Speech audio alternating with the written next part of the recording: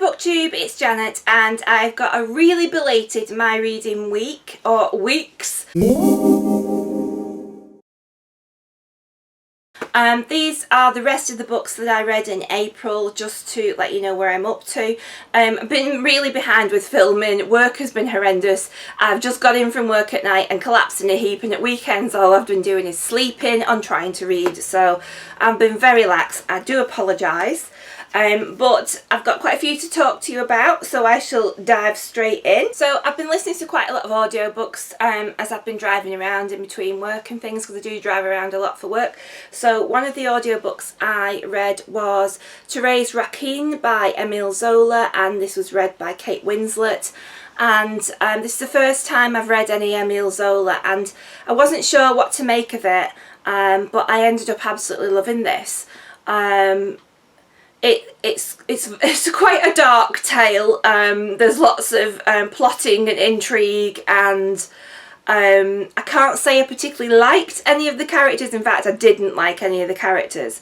But I just loved the way the whole story came together, and all about corruption and guilt and grief and the impact it has on people, and how we can be really, really unpleasant to each other. And obviously Kate Winslet's narration was amazing, so I absolutely loved it. It was much more of a readable book than I thought for Emile Zola, because I thought with it being translated and from the time it was written, it might be a little bit difficult to get into, but it was absolutely fine. I thoroughly recommend it, and if you want to read it on audiobook, Kate Winslet is fantastic, so I absolutely loved that one. Another audiobook I've been reading is, if there's a memoir or anything like that, I do really like listening to them on audiobook if they're narrated by the person that's written them, because I think it really gives you a lot more. So the other one I read is Not My Father's Son by Alan Cumming, who's a really famous actor. He's been in so many things. And I found this an absolute revelation and a very heartbreaking read. And Alan Cumming is so honest in what he's telling you about. He's telling you about everything sort of came together when he was asked to do Who Do You Think You Are, where he was going to be looking into his mother's history, his background that he didn't know much about. And he was estranged from his father at this point in time.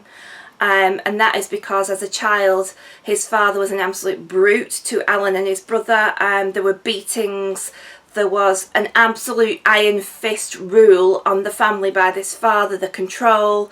It's absolutely harrowing. I mean, I'm sure there's a lot more that went on that Alan tells you about, because obviously you only get so many hours in the audiobook.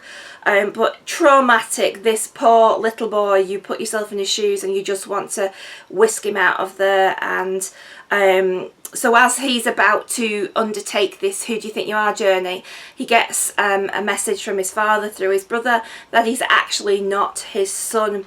And so it follows the parallel stories really, where Alan is starting to work with the TV crew to find things out, but he's also working with his brother and his family to try and find out the truth about what his father is saying. And it's absolutely amazing, the honesty that Alan speaks with. It is just fantastic, and it's an absolutely brilliant memoir, so I thoroughly recommend it. He's just gone so high in my estimation after reading that one. I've also done a few graphic novels in April. So one of the ones I did was Choo by John Layman, and this is volume 1, and now I know there are loads and loads of these out. So I thought, well, I'll give the first one a try because it was on my shelves, and I absolutely loved this. It's really, really weird concept, but so much fun, and it follows Tony Choo. And he's a detective who can, he's called he's a cyberpathic, and that means he gets psychic impressions from whatever he eats. So it means that if he goes to investigate a crime, if he nibbles on a murder victim, he's able to figure out more about the case and who did it.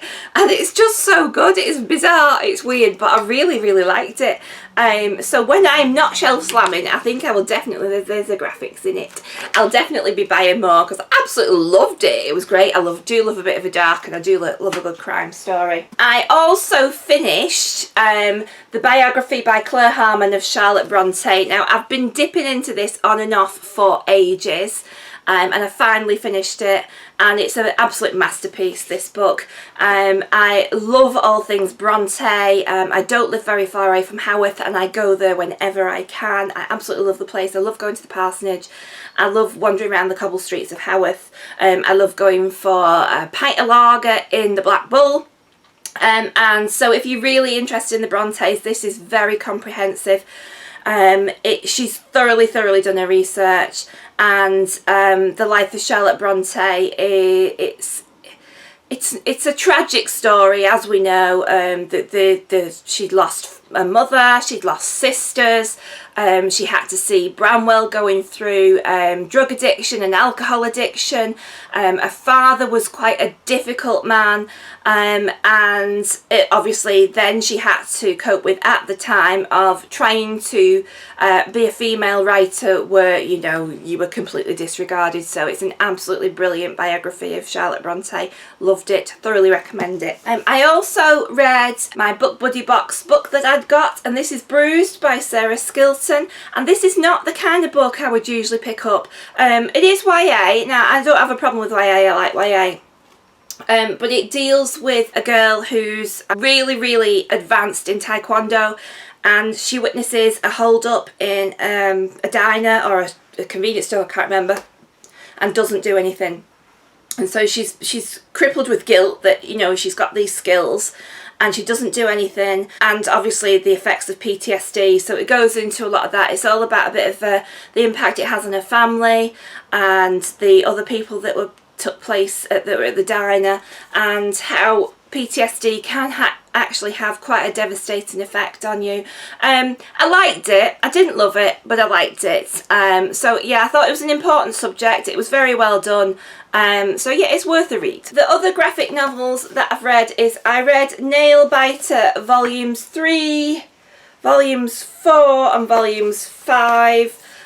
Which has got me up to date with the amount that I had on my shelves. I do believe the 6th and final volume is due out soon. I absolutely love this series. It's just got better and better and better, and it's all about a town in, is it Oregon? Can't remember, called Buckaroo, and basically 16 of the world's most notorious serial killers have come from this town, and it's all about the investigations as to why and what's been going on here.